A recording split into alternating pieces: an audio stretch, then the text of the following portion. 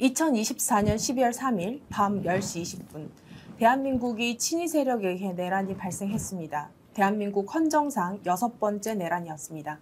검찰 출신 대통령으로 군 통치권자였던 내란 우두머리 윤석열은 전 군단을 이용해서 헌법기관인 국회를 침탈하고 국민을 말살하고자 한 계획이 치밀하게 드러나고 있습니다. 아니, 지금도 드러나는 중입니다.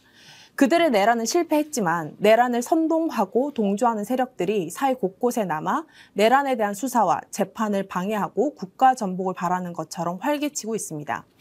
정치본색 스페셜, 새롭게 편성된 내란 특별재판부, 어디에서건 들을 수 없었던 내란 재판의 생생한 과정을 분석하며 정말 귀한 분들 모시고 끝까지 내란 종식을 위해서 스픽스 내란 특별재판부에서 추적하겠습니다. 네, 안녕하세요. 네. 반갑습니다. 반갑습니다. 제가 정말 이 그림을 나올 수 있도록 얼마나 정말 이제 많이 이제 기대를 했는지. 오늘 이 프로그램 제목이 내란 특별 재판부지 않습니까? 사실 내란 전담 재판부가 정확한 명칭인데 조금 더 우리가 특별하게 가보자 해서 내란 특별 재판부로 이제 시작을 해봤습니다. 혹시 이 프로그램이 매우 무거운 주제임에도 불구하고 우리 임태훈 소장님과 강태경 박사님과 그리고 우리 백이성 역사자님 이렇게 모시고 시작을 하겠는데요. 각자 소개 좀 부탁드립니다. 네, 저 군인권센터 임태훈 소장입니다. 반갑습니다. 네, 한국형사법무정책연구원의 연구위원으로 있는 강태경입니다. 네. 유튜브와 책으로 유명합니다. 예, 역사 독립군 백이성 역사 강사입니다. 반갑습니다. 네. 네. 제가 이 프로그램을 처음 기획했던 것은 사실 지금까지 뭐 내란 재판이 지연이 된다 혹은 뭐 지기현 판사에 대해서 굉장히 어떤 비판적인 어떤 메시지들은 많이 나오는데 실제 내란 재판의 뉴스를 찾아보면 그렇게 생각보다 많이 없더라고요. 그래서 제가 생각했을 때는 내란 재판이 도대체 어떻게 가고 있는지 그리고 형사 재판이 잘 진행되고 있는지 이것들을 사실 끝까지 추적하려면 어떤 것이 있을까? 이런 것들 때문에라도 저희가 많은 유튜브 채널에서도 굉장히 좀 단편적으로 줬는 경우가 많은데 이 부분에 대해서는 제가 특히 임태훈 소장님께서 이 내란 재판을 직접 방청도 가시면서 모두 이렇게 살펴보고 계시더라고요. 그래서 제가 꼭 초대해서 말씀을 듣고 싶었습니다. 네, 요즘은 안 가는데요. 네, 저희 활동가들은 갑니다. 네, 윤석열 전 대통령이 지금 10번째 불출석하고 있기 때문에 그런데 오늘 또 속보를 보니까 26일 재판에는 이제 나온다고 특수공무 집행방해에는 이제 출석한다고 하더라고요. 그리고 이제 보석도 이제 신청을 했고 그래서 아마 그 보석에 대한 정당성을 설파하시려고 이제 나오시는 것 같은데 이렇게 본인에게 유리한 것만 물론 이제 형사재판은 본인에게 유리한 것만 얘기를 하죠. 각자 유리한 거 얘기합니다. 근데 유리한 게 얘기할 게 별로 없잖아요. 빤스만 입고 막 그러다가 갑자기 보석 신청하니까 재판 나온다고 그러면 제가 빤스 수계란 얘기를 처음 했는데요. 빤스 수계 빤스만 입기 전에 제가 얘기한 게 윤석열 대통령의 빤스 누가 빠냐 이 얘기를 했는데 그 다음 주가 그 다다음 주에 팬티만 입고 설치더라고요. 그래서 내가 깜짝 놀랐습니다. 그래서 사람들이 미리 알고 그런 거냐 뭐 이런 얘기 하는데 본 듯이. 근데 전혀 그런지는 않고 제가 감옥 생활을 했기 때문에 그 범털들의 팬티는 보통 본인이 빨지 않습니다. 그렇구나. 다른 재소자가 빨아줍니다. 그러시구나. 그렇기 때문에 윤석열을 전담하는 재소자가 분명히 있을 것이다. 근데 독방이잖아요.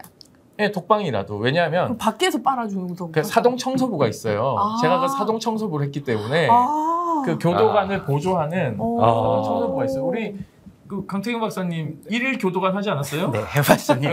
아, 경험담들이. 아니 왜냐하면 일일 교도관 해봤기 때문에 저는 실제 재소자로 징역살이를 1년 4개월 서울구치소에 한 것이고 약간. 네. 강 박사님은 형사법무정책연구원에 있으니까 연구 목적으로 일일 교도관을 어디서 하셨어요? 창원하고 서울 남부에서. 아, 서울 남부. 구치소. 네, 남부 구치소. 창원은 교도소. 네. 요즘 많이, 그러니까 사실 그냥 구치소는 미결수가 가는 곳이고, 이제 미결 수용자를 우선으로 하는 곳이고, 이제 그 교도소는 사실 이제 그 징역 확정 판결을 받은 사람들이 감옥에 있는 건데, 그 두 개가 미묘하게 다른가요? 분위기가?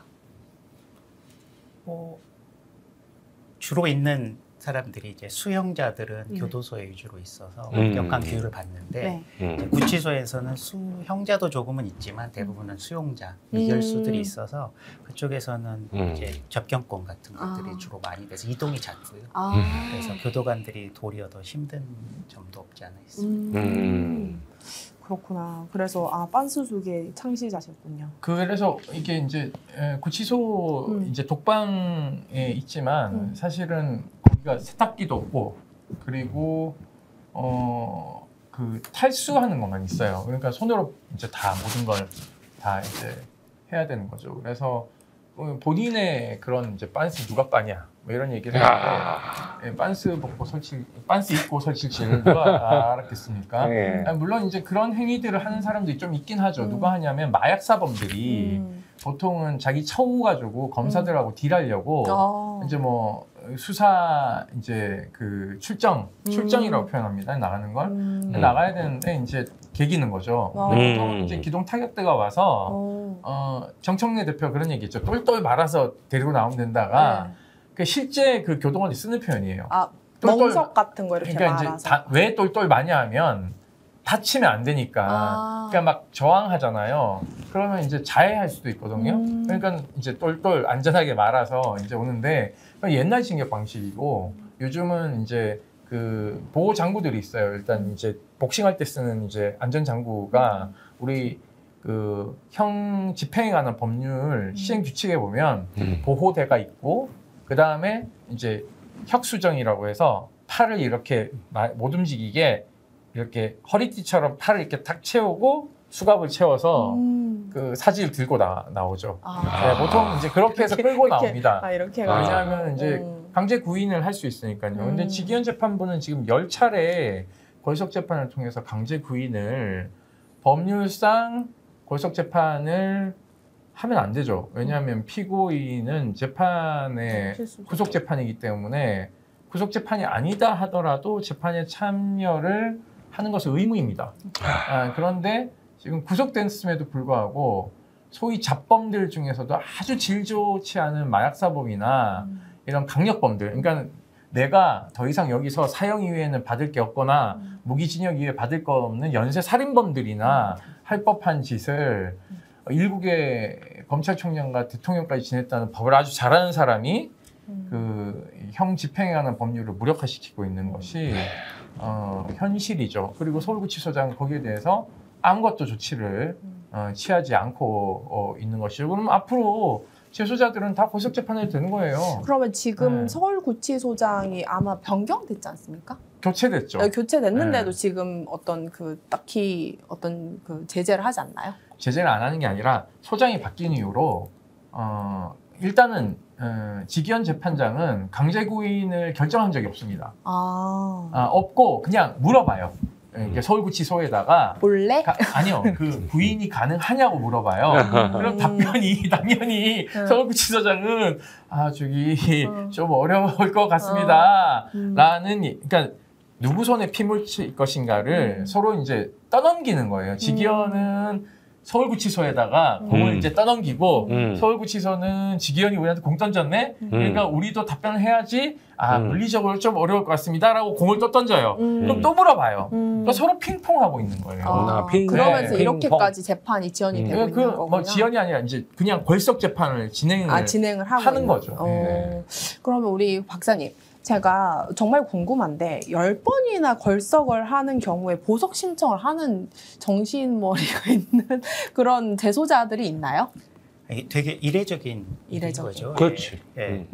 일단 자기 의무도 다 않고 또 이게 재판부를 바꿔가면서 보석 신청을 한 거잖아요. 맞습니다. 네, 그러니까 좀 이따가 말씀드리겠지만 이 상황 인식이 좀 평범치는 않은 것 같습니다. 평범하지 않다. 아, 이례적이다. 네. 예. 그리고 우리 그 백희성 작가님 네. 그동안 지난 지금 윤석열이 거의 6번째 저도 이제 우리 백희성 작가님한테 배워서 이번 6번째 내란인 네. 것을 알게 됐는데 지난 내란 재판에서 과거의 어떤 내란범들은 이런 식의 뭐 팬티만 입고 설친다든지 네. 그런 식의 약간 가오 떨어진다고 하나요? 네. 옛날에는 그래도 군사 독재 시절이나 이런 때는 그래도 장군이라든지 혹은 이런 사람들이 이제 막 쿠데타도 관여하고 이랬으니까 약간 권위가 떨어지는 것에 대해서 굉장히 좀 두려워했던 것이 옛날 기록들 보니까 있더라고요. 예. 명예가 그러니까 내란범들 주제에 무슨 명예가 있지? 라는 생각은 하지만 사실 굉장히 그게 좀 궁금했는데 네. 과거의 어떤 재판에서 보면 내란범들의 어떤 행동이나 대우가 특별하게 이제 좀 달랐던 경우가 있었던가요? 제가 이런 생각을 합니다. 윤석열이 지금 내란 재판에서 뭐 속옷만 입고 까분다든지 뭐 교도관들을 오히려 뭐 내가 나한테 손만 대봐 뭐 이렇게 하는 이런 거는 사실은 이전에 있던 이런 종류의 재판에서는 수용자들이 절대 안 보여주는 모습입니다. 자, 누원의 말에도 뉘른베르크 전범 재판에서 특별재판부 아닙니까? 뉘른베르크 전범 재판에서 헤르만 괴링이라고 하는 독일군 원수가 보여준 모습을 한번 생각해 보세요. 그 사람은 오히려 독일의 뉴라이트가 있다 할 정도예요. 뭐냐면 괴링을 추종해요, 사람들이. 그 1년 5개월 동안 보여주었던 멜빵바지 일부러 뉘른베르크 전범재판부에서 벨트를 풀게 하고 멜빵을 매게 합니다. 그게 뭐였냐 하면은 자꾸 이거를 축해 올리기 위해서죠. 이게 뭐냐면 심리적으로 압박을 주기 위해서. 그러니까 형사재판부에 딱 세웠을 때에 벨트를 풀고 멜빵을 매게 한다 이거죠. 그러면 이게 자꾸 축해 올리지 않습니까? 거기에서 심리적인 안정이 깨진다 이 말이에요. 그렇게 애를 쓸 정도로 이 사람이 여유 있고 아주 동료 수용자들을 잘 배려하고 교도관들을 오히려 가르치고 그렇게 했던 사람입니다. 그런데 거기에 비해서 우리나라의 대통령 윤석열은 도대체 뭐냐고 이 사람은. 그리고 도쿄 여러분 동경국제 군사재판 있잖아요. 극동군사재판이라고 불리는 2차 세계대전 이후로 도조 히데키를 한번 보십시오. 도조 히데키도 어떻게 총 자결해 버리잖아요. 그러니까 어떻게 돼? 미국 군의관들이 전부 총동원돼가 인마를 살리는 거예요. 살려가지고 어떻게든 재판에 임하게 하는 거야. 왜? 사형을 시키기 위해서. 그런데 그 행동 때문에 일본에도 뉴라이트가 생겨요. 도조 히데키는 대단한 사람이다. 이러면서 그런 것까지는 내가 바라지도 않아요. 어떻게 이렇게 졸렬한 졸장부의 모습을 보이느냐 이 말이죠. 제 말이. 그러니 우리나라의 반민특위 이런 거는 말할 것도 없고 뉘른베르크 군사재판이나 극동 군사재판을 보시면은 그 수용자들이 보여준 모습이라든가 이런 거를 볼 때에 나는 윤석열도 그런 모습을 보여줄 줄 알았어요. 솔직히. 아니 전혀 없어. 아니 어떻게 된 게 빤스만 입고 설치를 그런 생각을 하느냐고. 그렇죠. 안 그렇습니까? 그렇지 않습니까 우리 임 소장님? 네, 정말. 말씀을 쭉 하셨는데 사실은 이제 장군들이 감옥 갈 일이 없잖아요. 그렇죠. 잘 없죠. 최근에는 이제 많이 생기긴 했는데 저희 때문에 저희가 감옥 보는 장군들이 좀 있습니다. 나중에 이런 것들 저희가 다 자료로 노상원이라든지 아니요 이런 거보다 이제 기존에 장성들이 감옥에 들어갈 일은 별로 없죠. 저희가 이제 갑질대장 박찬주 사성장군을 감옥에 이제 넣은 적은 있죠. 이게 아마 사성장군으로는 시민사회단체가 대단한 감옥 보낸 거는 처음이고 대단한 그 전에 사성장군을 수갑 채워서 감옥 보낸 사람이 있어요. 최강욱 의원이 국방부 보통검찰부장 할 때 네. 한미연합 부사령관 사성장군인데 여기 수갑 채워가지고 감옥 보냈습니다. 그래서 그 최강욱 의원님이 좀 뛰셨죠 그때.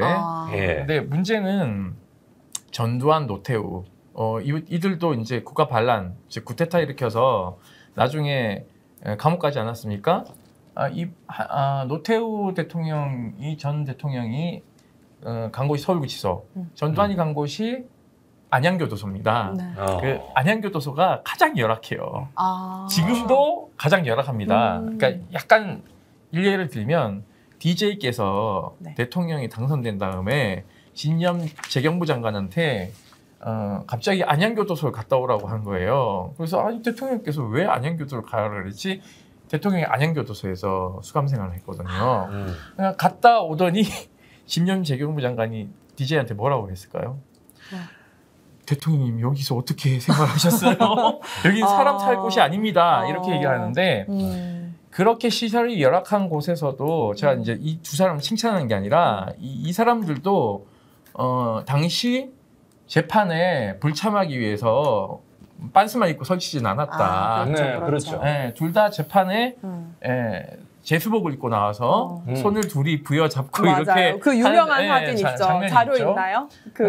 그러니까 이제 아까 그런 장면들을 우리가 저 사진요. 저게 당시에 군사 쿠데타를 일으켰던. 근데 그 모습을 보면 옆에도 이제 다 장성들일 거 아닙니까? 그렇죠. 옆에 황영신과 네.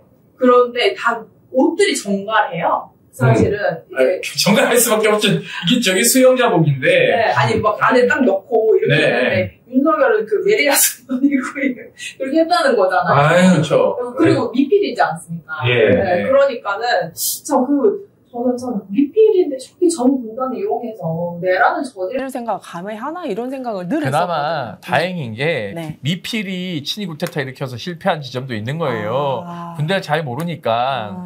그러니까 저한테 사전에 좀 며칠 전에 알려줬어요. 물어봐서 저는 나한테 점검을 받아야지. 저 이거 약간 왜냐면 계엄 전문가이기 때문에 그렇죠. 우리가 계엄 문건 폭로했잖아요 옛날에. 그렇죠. 물어봐야지. 이게 야, 임태훈 이거 실현 가능할 것 같아?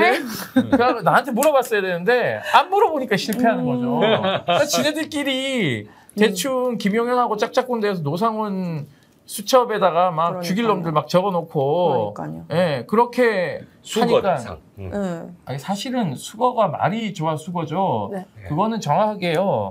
노상훈에게 청부 살인을 지시한 겁니다. 이 사람들 잡아서 죽이라는 얘기를 한 거거든요. 실제 거의 우리 전범재판에서 소위 말해서 집단 수용소라고 하는 그 도살장이라고 얘기하죠. 학살하는 곳 그런 곳들을 수집소를 실제 만들려고 노상훈 수첩에 보면 다 기획되어 있어요. 그래서 현리의 어디 이런 곳에 수집소를 만들어 놓고 하나하나 죽이는 방식을 차용하고 있거든요. 그러니까 나름대로는 계획을 잘 세웠는데 돌발 변수들이라는 것들이 존재하고 1차 목표가 국회의장 등 이런 사람들을 14명 우선 체포하는 거는 의회를 전복시키기 위해서 우선 체포 대상자들을 쭉 나열해 놓은 거예요. 그러면 우리 그 소장님은 그 다음 날이건 그 수거가 됐을까요?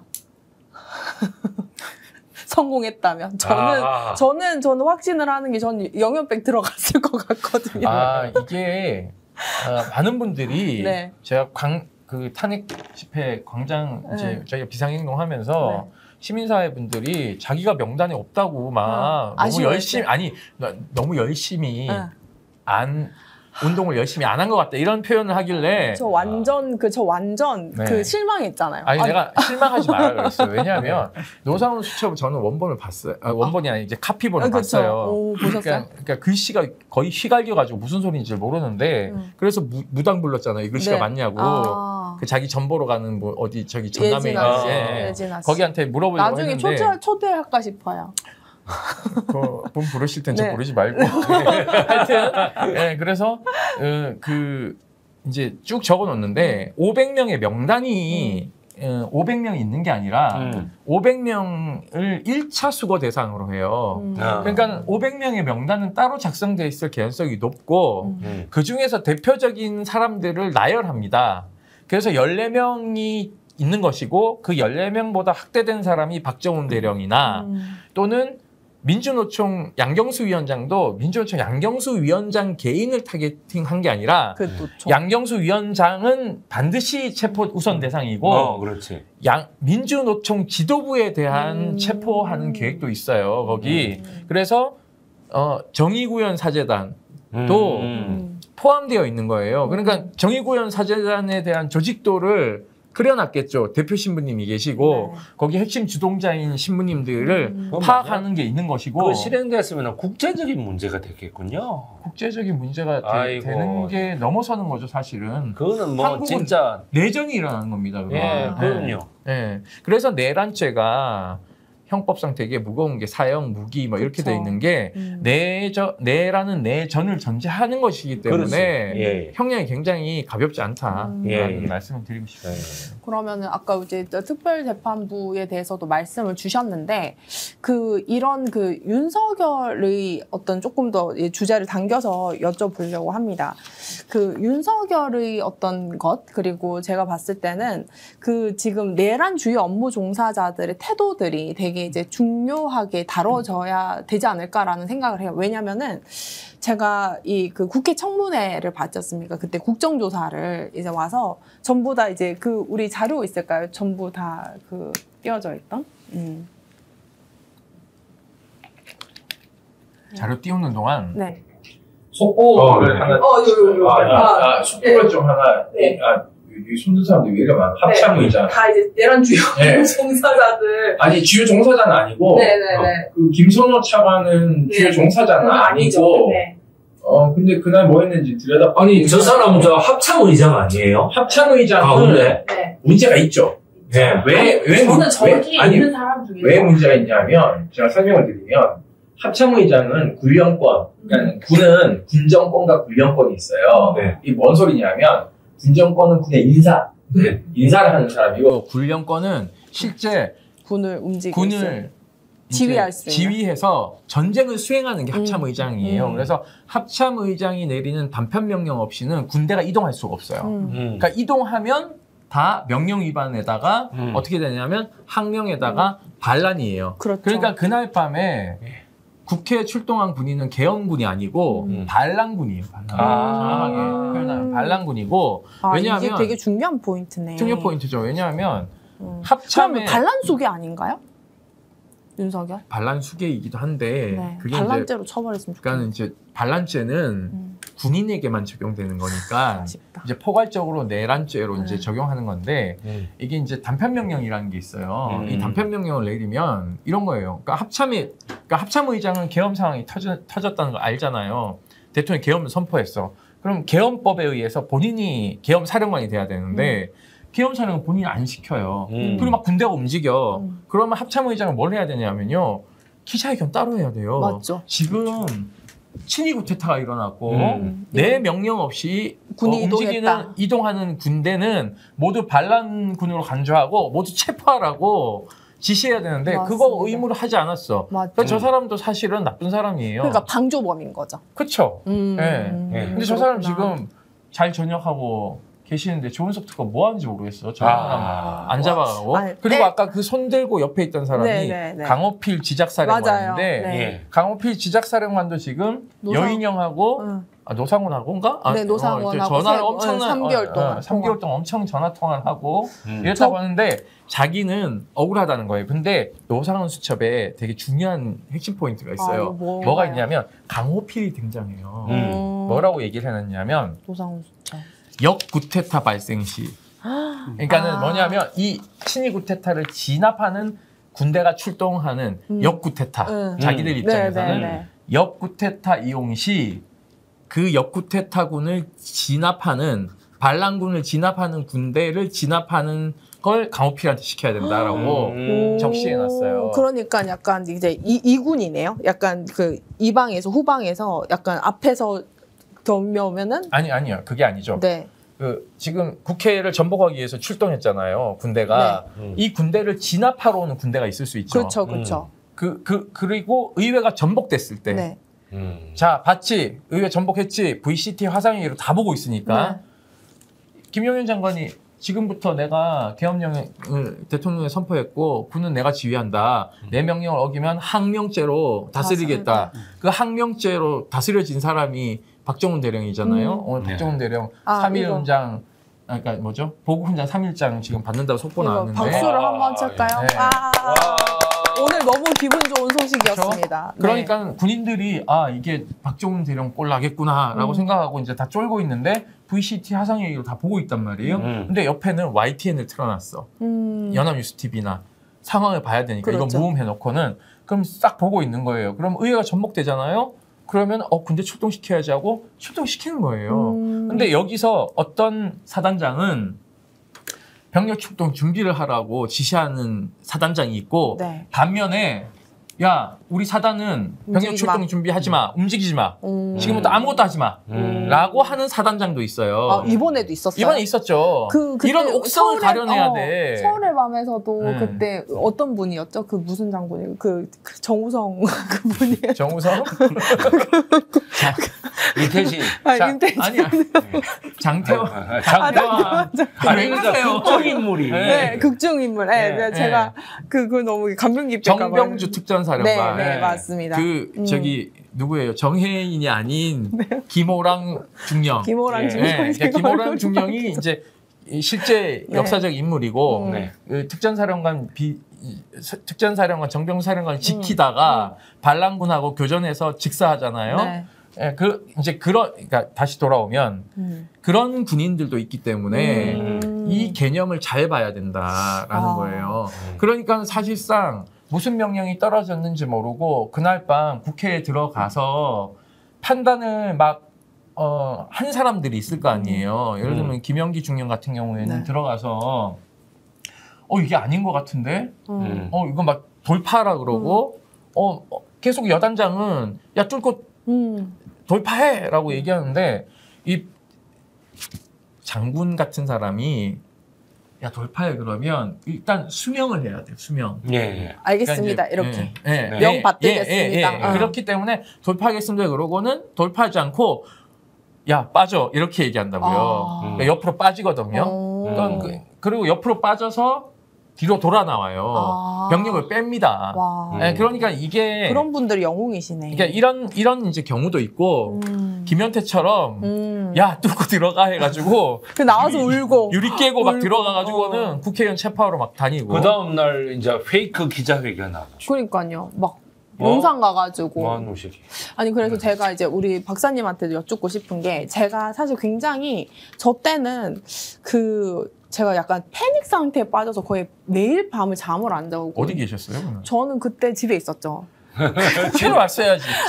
제가요, 네. 10시 47분에 국회 도착했어. 근데 제가 그때 뭘 봤냐면, 그 다른 방송 프로그램인데, 그 역사 프로그램을. 예능 프로 봤죠? 아니, 역사 프로그램을 보고 있었는데, 제가 갑자기 한 11시 반에 지인한테 전화가 온 거예요. 너무 늦었는데, 11시 반에. 네, 11시 반에. 그래서 제가, 그 역사 프로그램 보고 있었다라고 하니까, 계엄 났잖아 이러시더라고요. 그래서 제가 그때 제가 서울에 안 있었어요. 제가 약간 지방에 있었는데 이거를 도망가야 되나부터 시작해서 제가 그때 막 하면서 했는데 그러고 나서 탄핵하고 국정조사하고 저 모든 과정을 다 지켜봤는데 제가 되게 인상 깊었던 거는 국회 청문회에 국정조사에 끌려 나왔던 저 장성들이 눈빛이 처음에 어떤 사람은 강호필 사령관 같은 경우는 눈빛이 처음부터 반짝반짝 막 착했잖아요.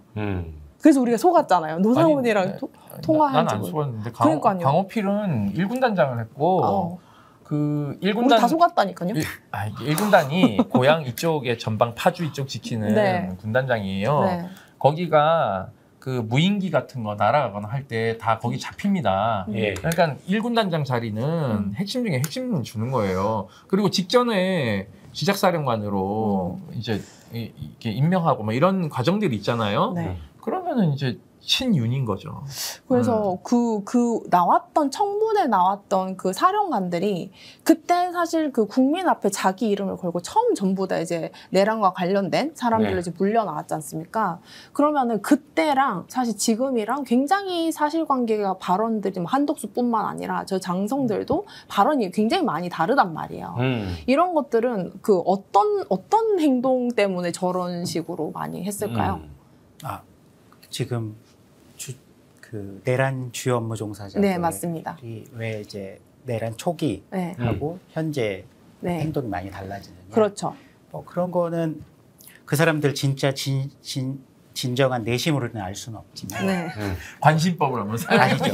아니 그것도 알 필요도 사실은 없는 거예요. 네. 우리가 그 사람들의 뭐 팬도 아니고 하기 때문에 네. 알 필요는 없는데 그 사람들이 보여준 언행을 가지고 우리가 추론을 해보면 초창기에는 이 사람들이 그 전체 사건의 윤곽을 모를 수도 있고 그 다음에 그때 재수의 딜레마 상황이 이제 시작이 되는 거죠. 서로 공범인 상황에서는 내가 자백을 하는 게 맞을까? 아니면 모두 다 자백을 하지 않고 협력하는 게 나은가? 그런 상황에서 이제 갈등을 하는데 점점 이제 사건이 이제 밝혀지고 기소도 되고 구속도 되고 하면서 그들 간에는 이제 상호 연락이 끊기고 완전한 이제 재수 딜레마 상황에 빠지게 되고 거기서 가장 합리적인 선택이 뭘까? 내가 잘 말하고 형량을 감형받는 것이 나을까? 이제 고민을 하게 되는데 마침 이제 최근에 나온 그 특검법 개정된 것을 보면 거기에 이제 22조 신설한 것에 플리바게닝 조항이 있잖아요. 네. 실제 자신이 이 사건 진실을 발견했는데 도움을 준다든지 고발을 하는 사람은 감경이나 면제를 할 수 있다. 그런 상황에서 이제 재수 딜레마에 빠진 사람들에게 고민 한 부분을 빼준 거예요. 그럼 이 사람들은 이제는 앞으로 예상되는 바는 철저하게 자신의 형량을 줄이거나 감면시킬 수 있도록 이제 수사에 도움을 주려고 할 것으로 예상이 됩니다. 그런 정도로는 그러니까 상황이지. 이게 설명을 하셨지만 우리 형법상이 없는 거기 때문에 그 플리바겐을 안 하면은 이게 이제 미궁 속에 빠질 수도 있기 때문에 그렇죠. 그 부분을 넣고 지금 플리바겐을 이제 조은석 특검이 일부 지금 노상원하고 여인형한테 제안을 이제 해서 여인형이 좀 부는 것 같아요. 윤석열한테 제안하는 거 아닙니까 혹시? 아니죠. 그건 주범이 김건희한테 제안하는 거 아니에요? 아니, 김건희는 불 수도. 거기는 뇌물이기 때문에 예. 담배 한 대 피게 해줄게 이러면 뭐 아니 근데 뭐 술을 주면 줄 수도 있겠네요. 그러니까 소주 한 잔에 뭐 하나 내놓고 이런 건가? 그러니까 김치찌개랑 계란말이. 계란말이. 조은석 특검이 앞에 좀 붙이면서 이제 부채질도 좀 하고 이래야 되는데 이게 단순히 이게요. 돼지 두루치기 좀 구워가지고. 그러니까 냄새만 막 풍기고. 이건 좀 딴 얘기인데 네. 검사들이 일종의 이제 마약 사건 같은 경우에 밀수 경로를 잘 모르잖아요. 그렇죠. 그러니까 이게 막 선박으로 들어오고 이러면 컨테이너로 다 수색할 수도 없기 때문에 그렇죠. 보통 마약 두목을 불러서 자기 방에 마약 수개를. 마약 수개 네, 이렇게 맛있는 거 주고 술도 주고 부인도 만나게 해주고 오전 8시부터 저녁 8시까지 자기 방을 놀이터로 쓰게 하고 그 전화도 다 쓰게 해주면서 야 이번에 들어오는 거 좀 불어라 이렇게 해가지고 실제 그렇게 거래를 합니다.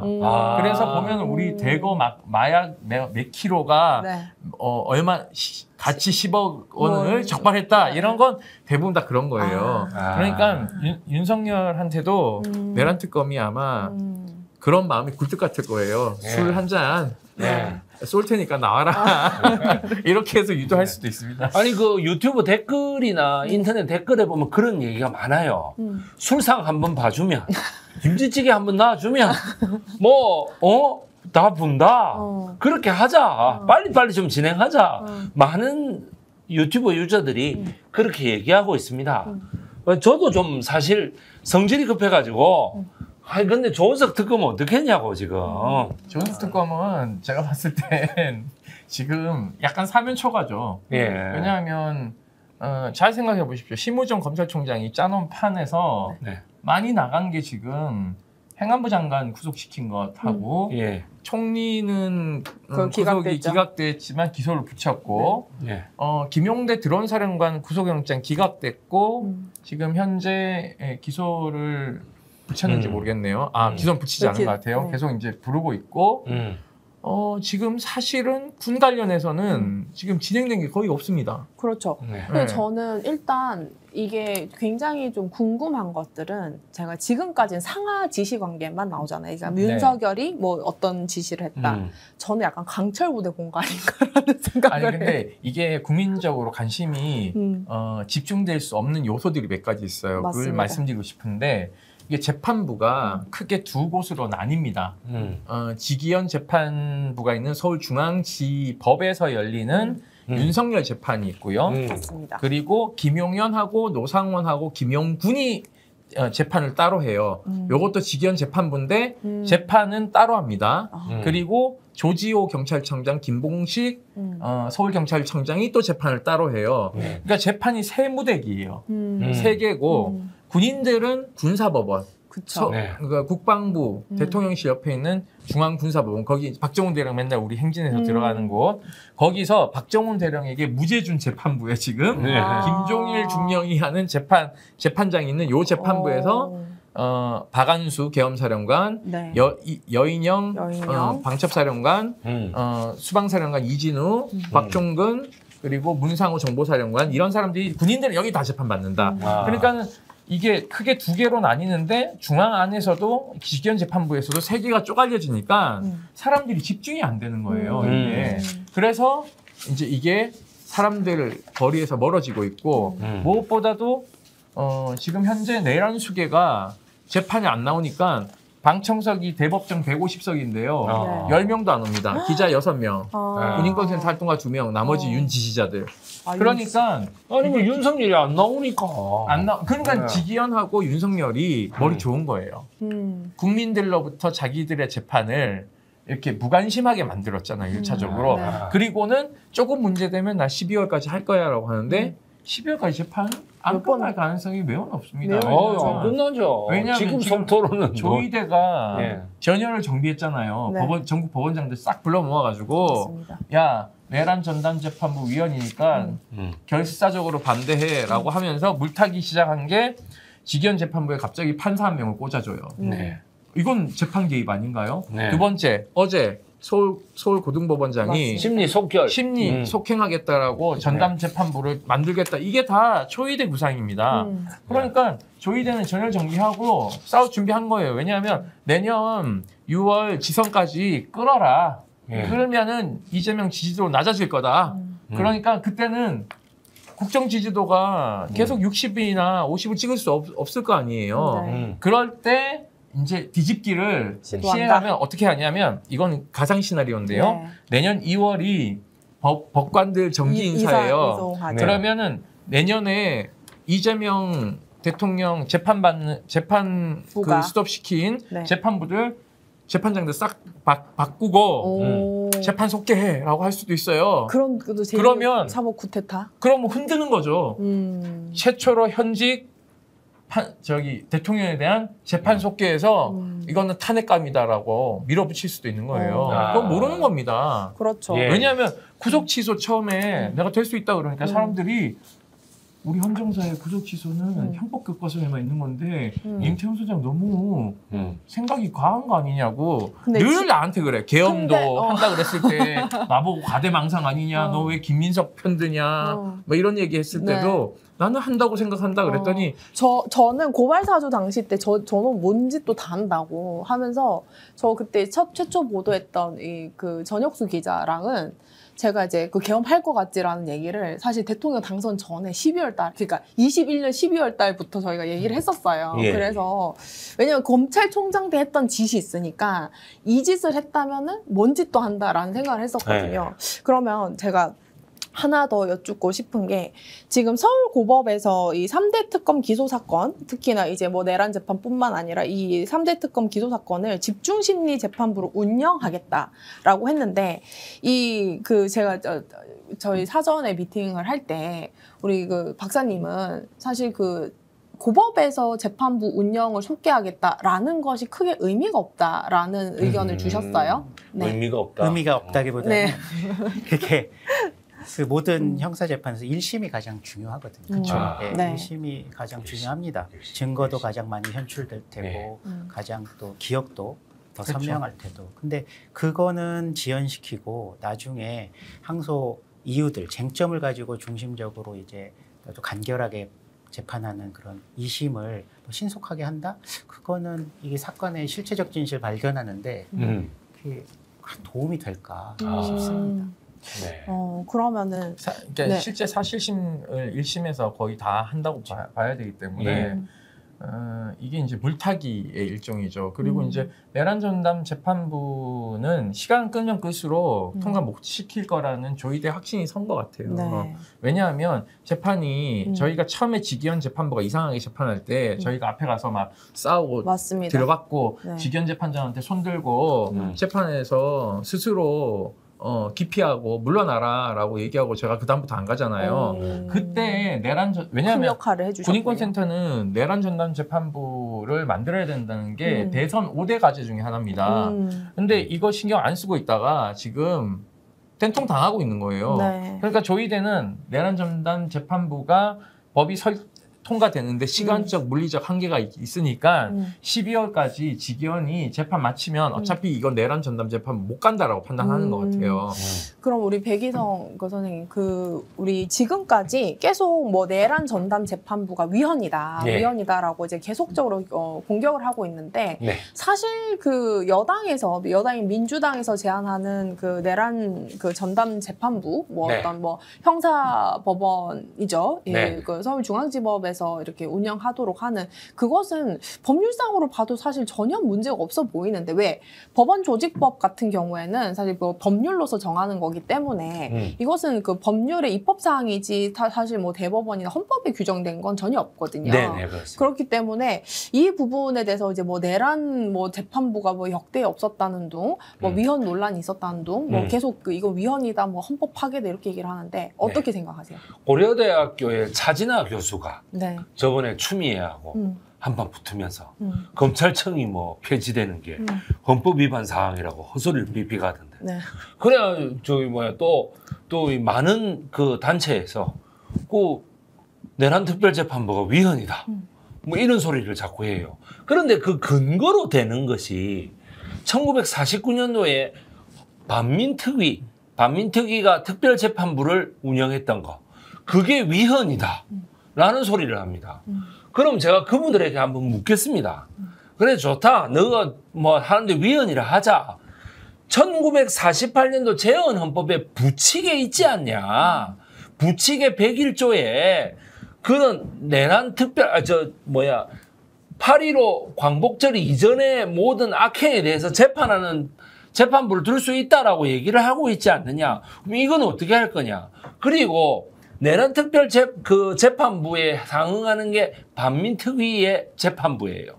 그 반민특위 재판부의 재판장이 누구였는지 아십니까? 당시 대법원장이었던 가인 김병로 선생이 그게 대법원장을 했어요.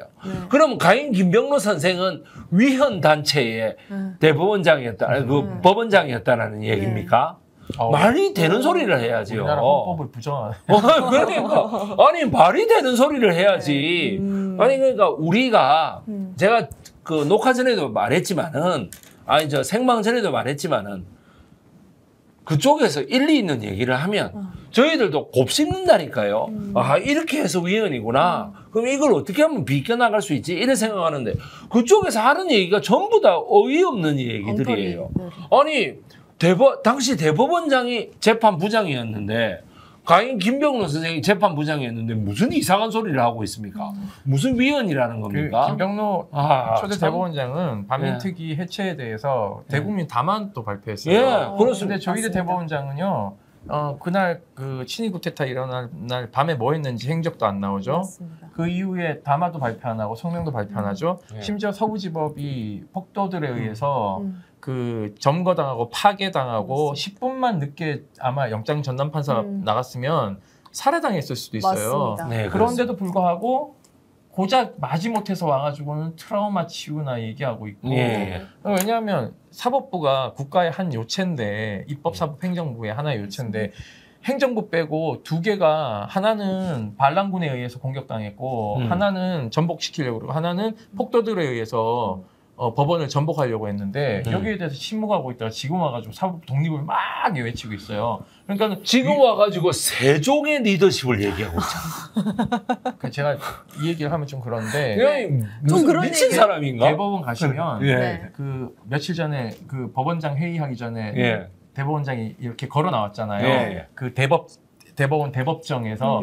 문이 쫙 열리면 밑에 바닥 보면 그 어도가 있어요. 어도. 왕의 길이 있어요. 경복궁 가면 왕만 올라간 용이 새겨진 가마 타고 고기를 올라갈 수 있는 그런 게 있어요. 아이고 저런. 그거 가서 없애야 돼. 지가 왕인지 알아. 그럼 그 빨리 그 대법원 그 건물 팔고 어디 지방 뭐 1조 7천억 늘리자고 했잖아요. 그 뭐지 대법관 증원하자고 하니까. 그럼 그 새로 만든 대법원에는 어도 같은 거. 거기 어도 어떻게 없애냐면 가서 이렇게 사포로 밀어. 사포로 밀어. 우리 가서 밀면 되고. 아니 뭐 우리 위원에 대해서 우리 강 박사님 의견을 좀 듣고 싶어요. 네, 그렇습니다. 특별재판부. 특히나 이제 형사 재판이 뭐 전담 재판이나 특별 재판일 때 이게 어떤 뭐 법적 효력이 어떤 장애를 받거나 이런 경우가 있을까요? 전담 재판부를 구성하는 것 자체가 그게 위헌이라고 곧바로 말할 수는 없을 것 같아요. 구체적인 내용에서 어떤 뭐 법관의 자격이 없는 사람을 아주 특정적으로 뭐 배치하는 것들이 아니고 기존에서 이미 법원조직법에 따라서 전담재판부들이 있고 가정법원이라든지 그런 특별재판소들이 있으니까 법원들이 있으니까 그런 것들을 토대로 하면 전담재판부가 설치되는 것 자체가 위헌이라고 보기는 어려울 것 같습니다. 그리고 그거에서 뭐 어떤 정치적인 고려를 해서 특정한 사람을 판사로 꼭 거기에 법관으로 그 배치시켜야 되는 것도 아니고요. 그렇기 때문에 이 부분은 좀 어떤 근거로 그게 곧바로 위헌인지는 의문스럽습니다.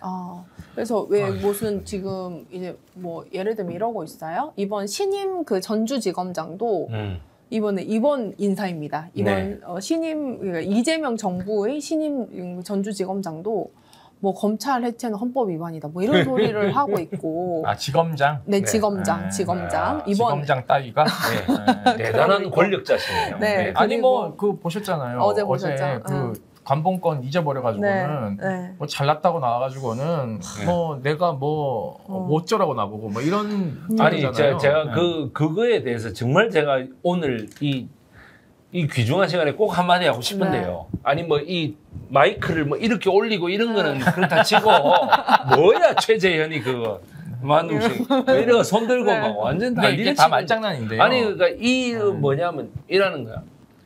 뭐 관봉권 디지 잊어먹은 거 가지고 우리 애들한테 뭐 유죄니 아니니 뭐 그러시던데요. 이러는 거야. 맞아요. 유죄니 뭐니 뭐 이러면서. 아니 제가 군대에 있을 때 딱 한 번 써본 말입니다. 우리 애들한테 그러지 마세요. 이런 거 있죠. 아니 그 군대라는 거는 법보다 주먹이거든. 눈알이 되게 불손하지 않았나요?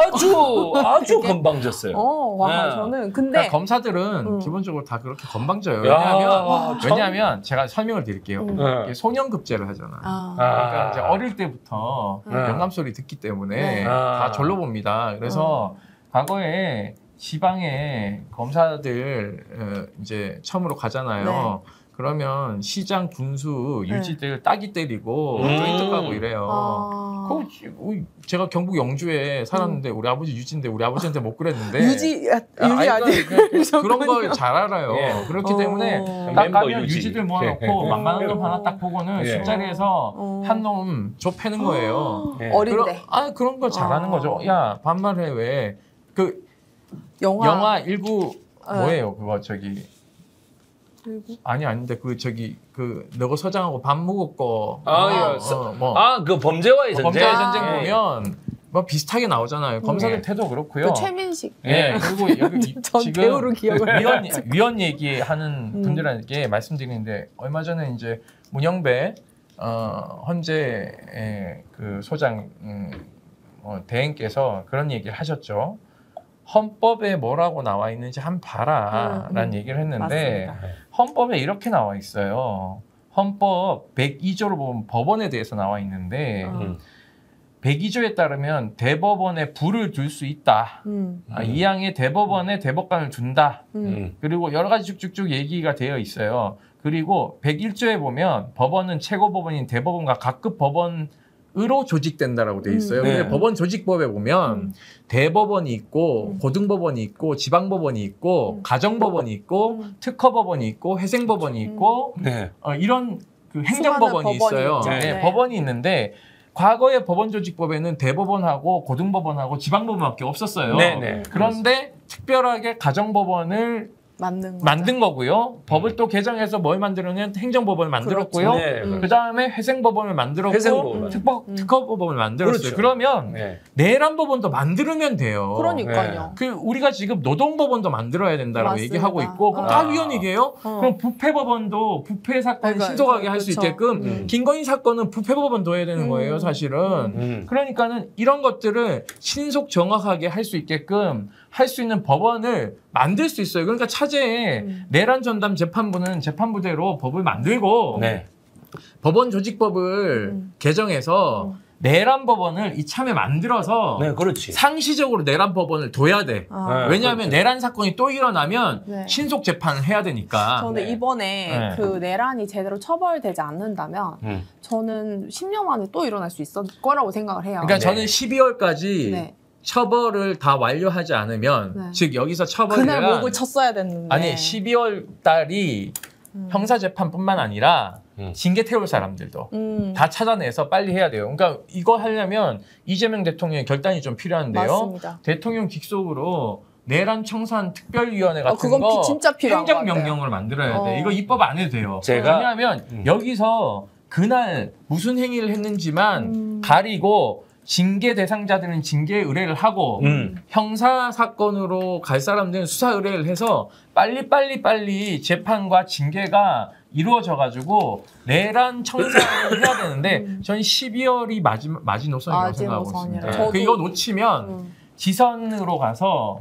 아마 지선을 엉망진창으로 만들 계획을 짜고 있다고 저는 생각하고 있습니다. 제가 이제 6월 달에 부산에 가서 강의를 했습니다. 강의를 하는데 그 부산의 어르신 중에 하나가 처음 이 말을 꺼냈어요.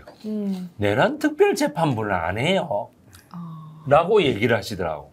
근데 내가 그거는 조금 근데 가만히 생각해보고 아니 뭐 망설일 일이 아니잖아. 그렇죠. 특검은 그때 당시에 구성이 된다고 했어. 그래 이제 둘 중에 누구 할 거냐 이게 문제였지. 그러니까 특검만 해도 되지 않을까라고 했는데 아니었습니다. 지금 조희대라는 사람이 대법원장에 있는 거는 그래서 사법부의 수장으로서 있는 거는 이렇게 생각하시면 돼요. 국회에 법제사법위원회에 송원석이가 지금 거기 그 위원장으로 있는 거하고 똑같아요. 얼마나 국민이 답답해요 지금. 권성동이 하고 있다.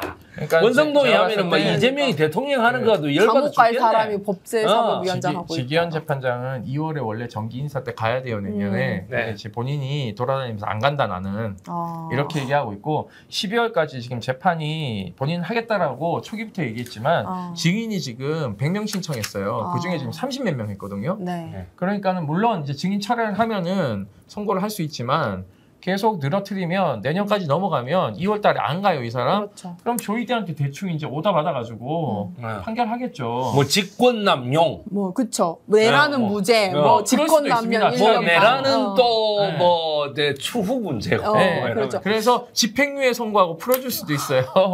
그러면 이제 대한민국은 대혼란의 격동에 빠지게 되는 거고 6월 지선을 정점으로 해가지고 대통령의 어떤 그 권능을 무너뜨리려고 하는 액션들을 계속 할 수 있기 때문에 이제 조희대 대법원장을 이대로 둬서는 안 된다라는 얘기를 하는 거고 30일 날 청문회를 하겠다라고 이제 얘기를 했단 말이에요. 맞습니다. 이게 되게 중요한 우리 한국 사회의 헌법사와 법원사의 중요한 이제 기로라고 생각하는데요.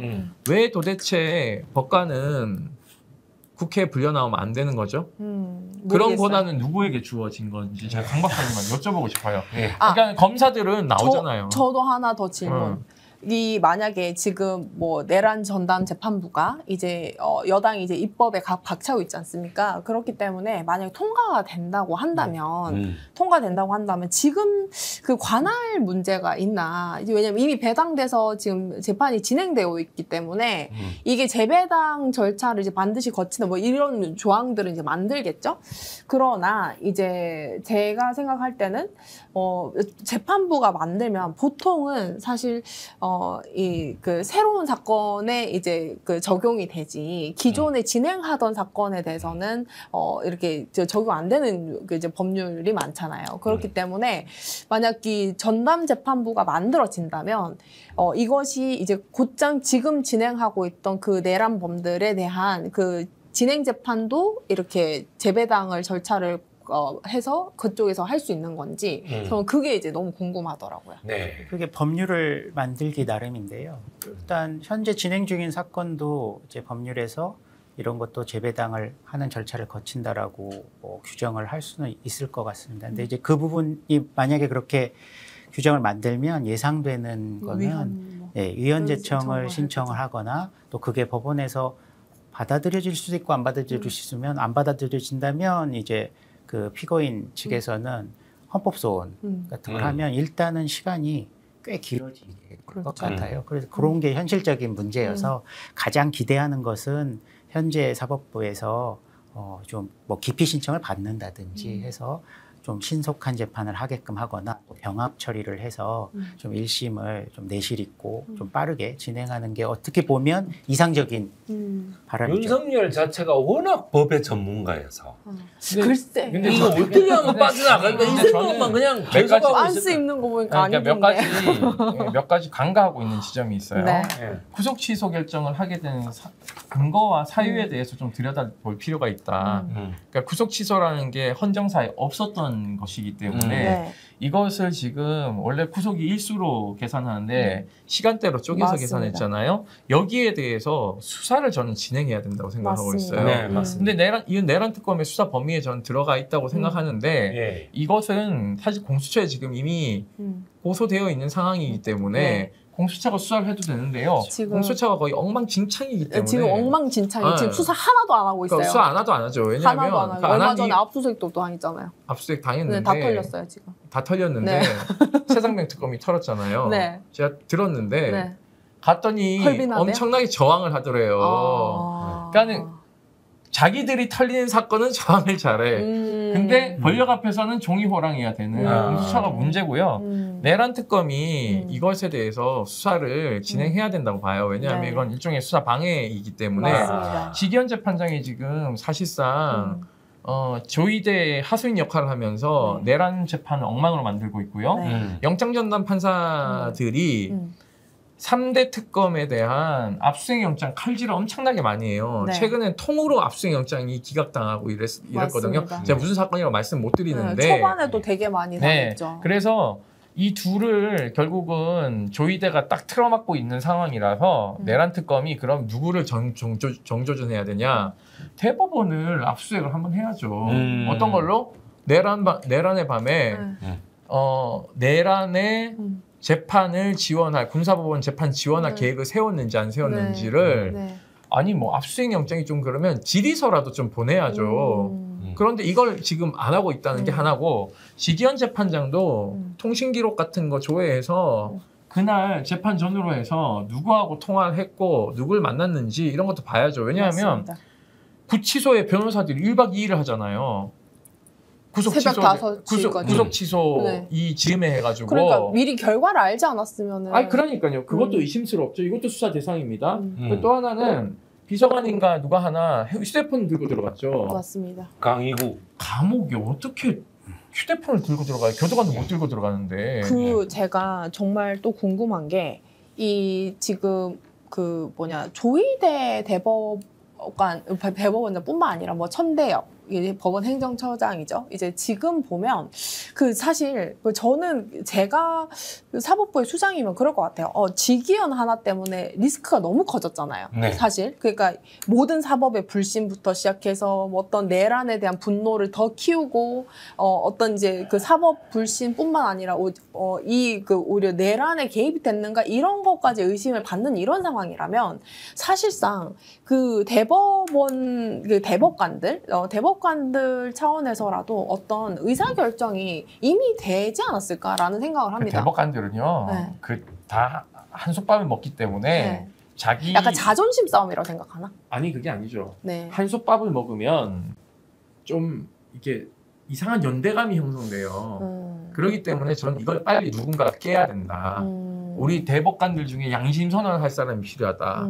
왜냐하면 이 이재명 대통령에 대한 피선거권을 박탈하려고 소부에서 맞아요. 논의도 안 된 사건을 전압으로 땡겨 올렸잖아요. 맞습니다. 그러면 이틀 저는 만에. 파기 재판을 전제로 한 압박이 있었을 가능성이 높다. 그러니까 대법관들이 왜냐하면 그때 누구죠? 대법관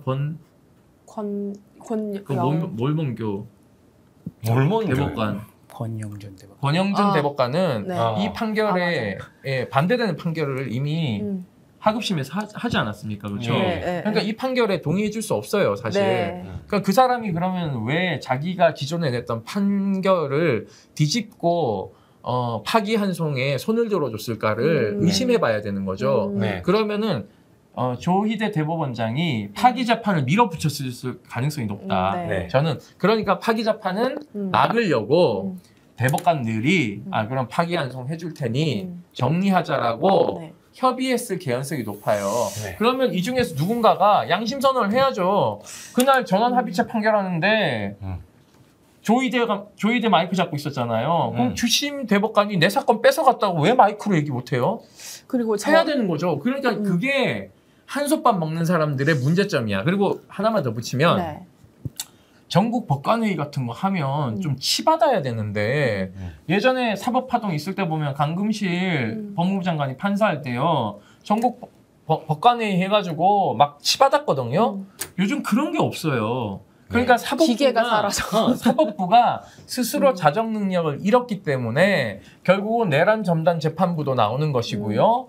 대법원장에 대한 국회 출석도 요구하는 것입니다. 네. 그러니까 이런 것들을 빨리 정리하려면 전국 법관들이 들고 일어나야 돼요. 근데 뭐 하고 있는지를 모르겠어요. 저는 특히나 이제 이 행위들을 보면 내란이 유지되거나 내란 재판이 지연되거나 내란 재판이 제대로 수행되지 않는 것이 이익에 부합하기 때문에 나올 수밖에 없는 행동들이 있어요. 뭐 조희대 대법관들이라든지 대법원장이라든지 뭐 지금 뭐 천대엽 법원 행정처장도 사실은 초반에는 눈빛이 그 국회에 나올 때는 착했다가 요즘에는 다시 바뀌었죠. 뭐 김학의 무죄 줬을 때 그때 눈빛으로 바뀐 것 같아요. 네. 그리고 그 사람이 김학의 무죄 줬어요? 네.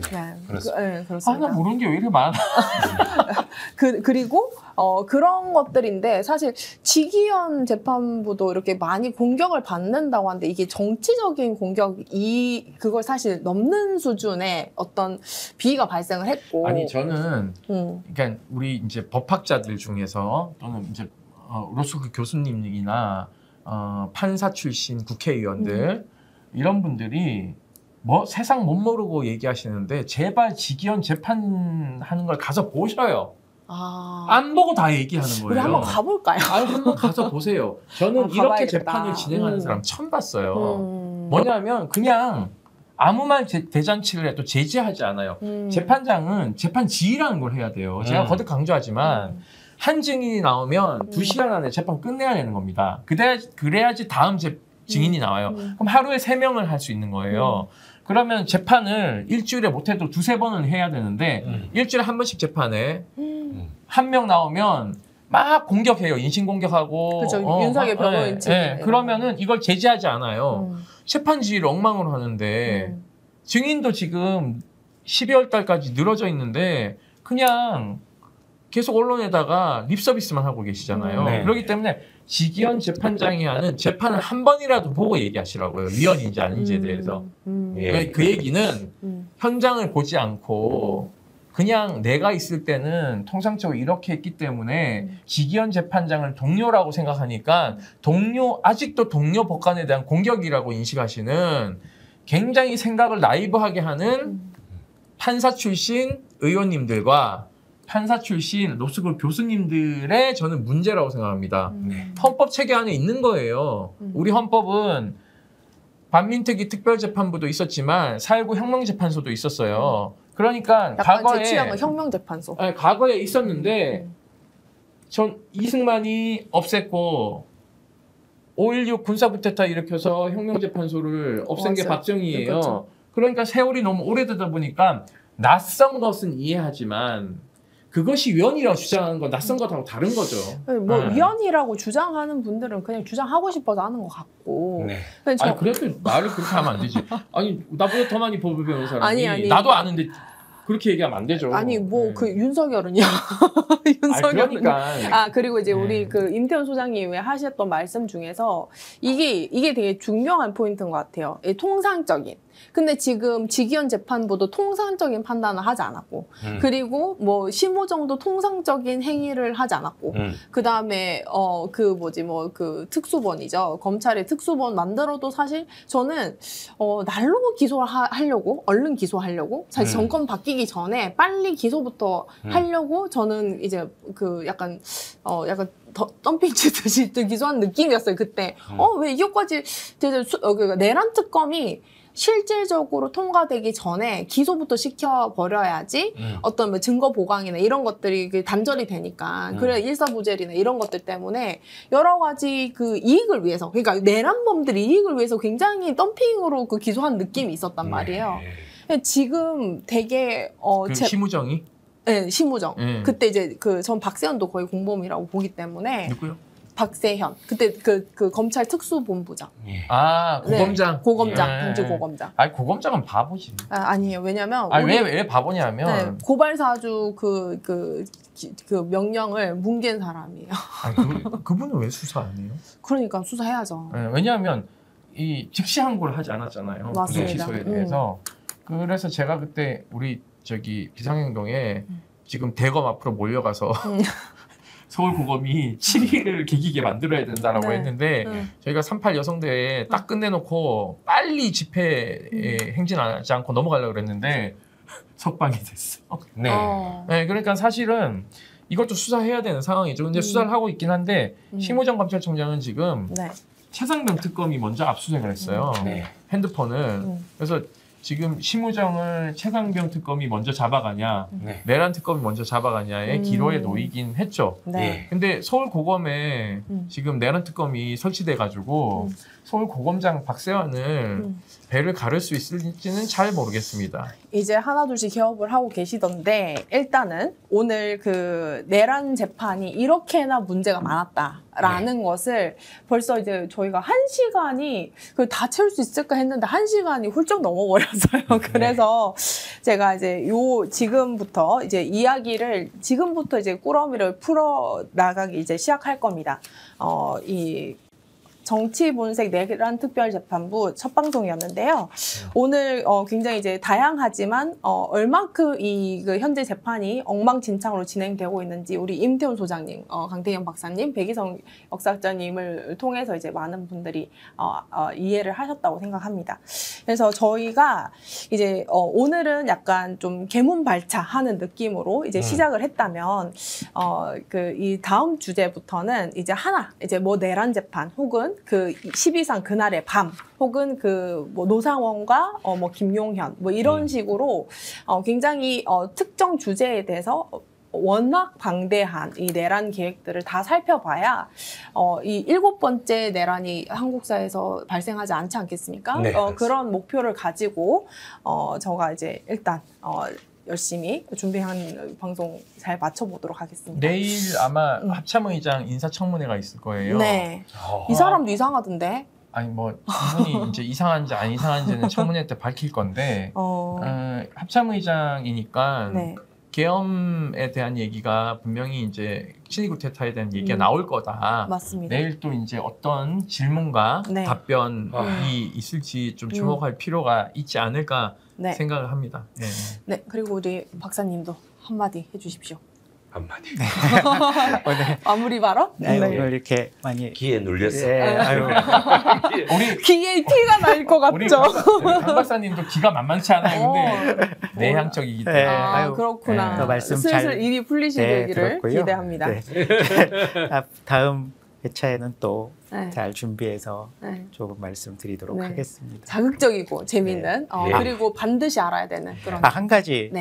말씀 못 드린 것 중에 하나가 아, 아까 그 내란 주요 아. 임무 종사자들의 상황 인식이 왜 이렇게 달라졌는가 그것과 관련했는데 그럼 내란 수괴로 이제 혐의를 받고 있는 윤석열은 상황 인식이 어떤가 또 생각해 보면 많은 분들이 혹시나 좌절하거나 자포자기한 건 아닌가 혹은 뭐 이길 거라는 확신을 하고 있지는 않은가 뭐 그런 좀 생각들이 많은데 제가 봤을 때는 그 사람이 보여준 행동 그러니까 헌재에서 말했던 그 변론에서 주장했던 바, 그 다음에 구치소에서 강제 구인에 완강하게 거부하는 모습을 보면 그건 좌절한 사람이 보여주는 어떤 무기력이 아니라 분노에 차서 복수하고 회복하려는 행동으로 보여요. 회복하려는. 네. 되게 중요한 얘기예요. 네, 네. 그래서 특히나 그 구속 취소됐을 때 보여줬던 행동, 그 파이팅하는 모습 같은 것들이 네, 그 사람이 좌절한 것이 아니라 도리어 맞습니다. 분노하고 그래서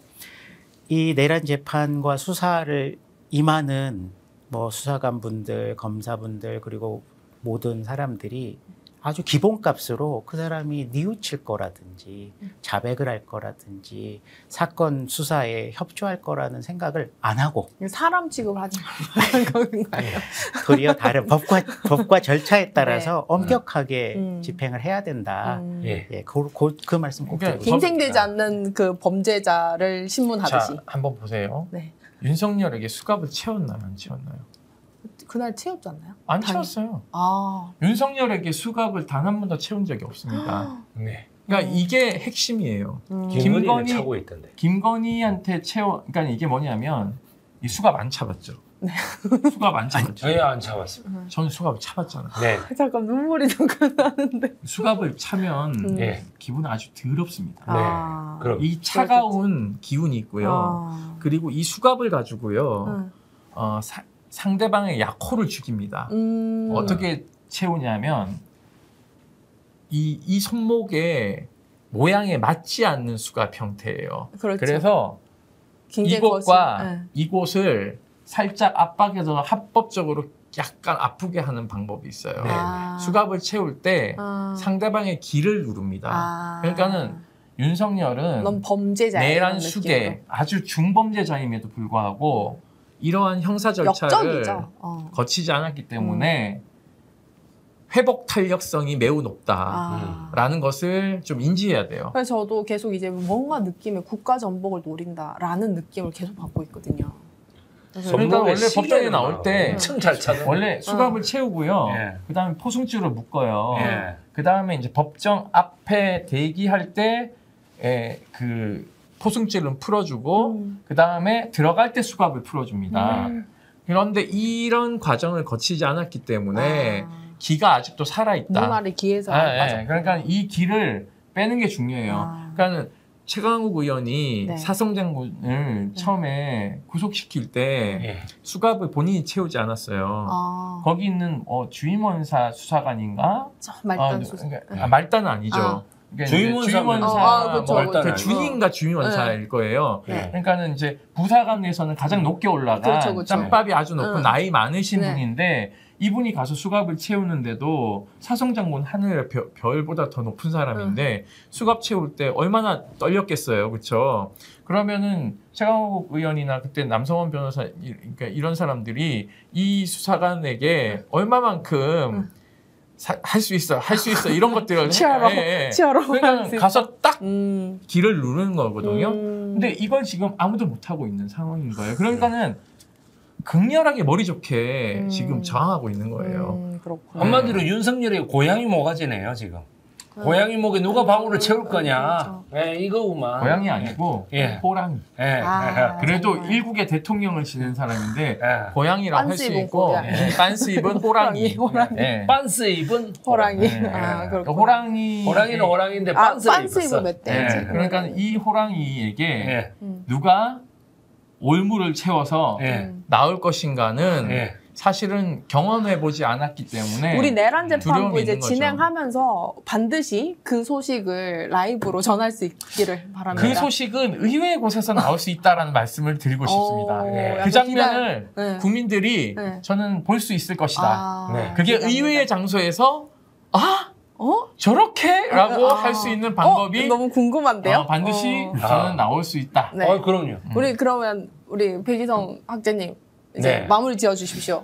우리 오늘 내란 특별 재판부를 해보면서 이 평등권에 위배된다고 해서 헌법 위반이라는 얘기를 많이 한다고 합니다. 뭔가 재판 받을 권리, 어떤 이런 거에 위배다. 근데 그거는 그 전남대학교의 교수님의 법학 교수님의 그 논리에서 완전히 어긋나요. 뭐냐면은 그 전남대 교수님이 뭐라고 주장하느냐 하면은 평등이라는 것은 권리를 n분의 1로 쫙 인구수대로 나눠가지고 하는 게 평등이 아니다.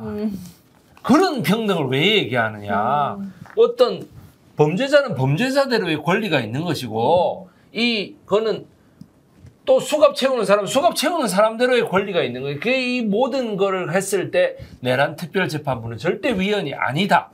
평등이라는 것이 다 차등 속에서 보장된다. 이렇게 얘기를 합니다. 그러니까 지금 이제 재판부로는 이 평등이나 공정한 재판받을, 그러니까 공정한 재판받을 권리는 윤석열에게만 있는 게 아니에요. 그러니까 그렇죠. 뭐냐면 상대적으로 이 피해자들이잖아요. 대한민국 국민들이 피해자인데 그렇죠. 피해자들이 봤을 때 공정하지 않은 재판이라고 인식하는 거에 대한 우리 것을 댓글에 호랑이들 자존심 상해할 듯요 이렇게 얘기를 하시네요.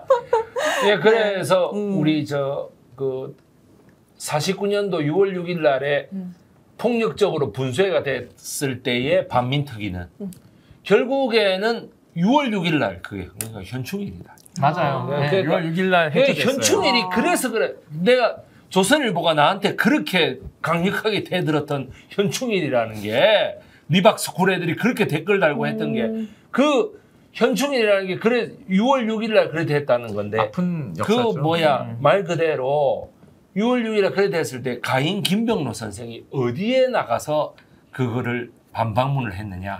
국회에 나가서 했습니다. 아무도 안 부르는데 국회에 나가서 했습니다. 중요한 얘기 하셨는데요. 그 다음에 국회에 나가서 또 사퇴를 할 때도 국회에 나가서 성명을 얘기하고 나갑니다.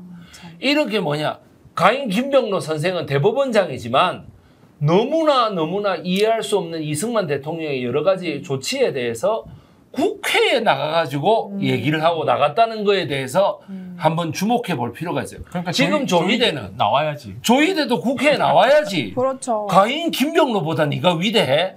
말도 아닌 소리 하고 있네. 그러니까 가인 김병로 선생도 국회에 나가서 아무도 안 불렀는데 지가 나갔어요. 그럼 조희대도 누가 불러야 나가나? 합작만 하지 말고 지가 무슨 GD인 줄 알아. 그냥 합작만 하지 말고 이게 뭐야 이게. 그러니까 합작만 하지 말고. 오늘 이러고 있대. 이러고 있더라고. 그래가지고 이게 신호하니까. 무조건 국회에 9월 30일 날 종교 불교인가 천주교인가 모르겠어요. 그거는 나는 알 필요도 없고 9월 30일 날 청문회에 나가세요. 청문회에 나가서 아까 전에 얘기했던 전원 합의체로 원래 소부에 배당됐던 게 오경미 재판관의 소부 아닙니까? 오경미 재판관이 파기자판하려는 걸 파기환송으로 막았다는 거 아니에요? 근데 오경미 대법관도 지금 증인으로 출석하셨던 거 아니에요? 오경미 대법관을 증인으로 불렀다는 거에 추미애 위원장의 묘수가 있습니다. 그러니까 저는 오경미 대법관이 곧 퇴임을 앞두고 계시기 때문에 그렇죠. 그래서 저는 나오셔야 된다. 왜냐하면 합법적으로 조국과 민족을 위해서 나와요. 그날 무슨 일이 있었는지를 얘기하셔야죠. 맞습니다. 그러니까 한솥밥 먹는 걸 깨야 된다. 아니 이거 도장 찍어주는데 5천만 원 그런 거에 대법관들 양심을 팔지 마세요. 도장 찍어주는데 5천만 원 그런 정관 얘기 좋습니다. 자, 되게 중요한 얘기 하나만요. 하나만 더. 반민특위가 만들어지고 나서 1년 뒤에 해체돼요. 예. 그러니까 그렇죠. 전 국민적인 열광을 받으면서 만들어진 반민특위가 1년 뒤에 전 국민들의 지탄을 받으면서 무장 경찰들이 해체시키거든요. 네. 1년 동안 무슨 일이 있었냐. 반공법을 중심으로 해서 국회 프렉시 사건을 일으켜서 네. 반민특위 위원들인 국회의원들을요. 빨갱이로 몰아서 다 잡아갑니다. 네. 지금 내란이 일어난 지 지금 우리가 123일 만에 파면시켰고 곧 12월 3일이 다가옵니다. 맞습니다. 와, 그러니까 시간 진짜 1년 빨리 동안 가요. 아무것도 되지 않고 유죄 선고를 받지 않는다는 것은요. 대한민국 민주공화국의 민주주의에 대한 회복 탄력성을 의심받을 수 있다라는 맞습니다. 거 하나 말씀드리고, 두 번째는 민생경제도 내란 청산하고 직결되어 있는 거죠. 왜냐하면 국제적으로 신인도가 높아져야지만이 투자도 늘어나는데 계엄 당일 이후에 돈이 엄청 많이 빠져나갔거든요. 네. 그러니까 저는 12월까지 내란 청산이 어느 정도 완료되지 않으면 저는 코스피 뭐 5천 시대 의미 없고 기대도 하지 마세요. 네. 네, 그런 건. 예. 네, 그렇습니다. 네. 어쨌든 오늘 첫 방송 재밌게 봐주시고요. 이제 이 많은 이야기들은 앞으로 차츰차츰 더 재밌게 진행하겠습니다. 아무튼 첫 번째 방송 내란 특별재판부 봐주셔서 감사합니다. 안녕히 계세요. 네, 감사합니다. 네. 와, 옷이 좋습니다. 네, 대표님 명절이니까요. 야, 스픽스몰에서 이번 추석 명절 준비한 모양입니다. 네, 대표님 이번 명절 스픽스몰 애청자 여러분들을 위해서 다양한 제품들 많이 준비했습니다. 건강기능식품, 그리고 축산, 수산, 와, 그리고 과일까지 제대로 된 제품 있네요. 또 특히 쿠키도 전 쿠키를 만들어서 여러분들께 좋은 선물 될 것 같습니다. 귀한 분들을 위한 명절 선물 세트 스픽스몰에서 지금 준비하십시오. 여러분 행복한 명절 진심으로 기원합니다. 명절 선물도 자신 있다 비교하라.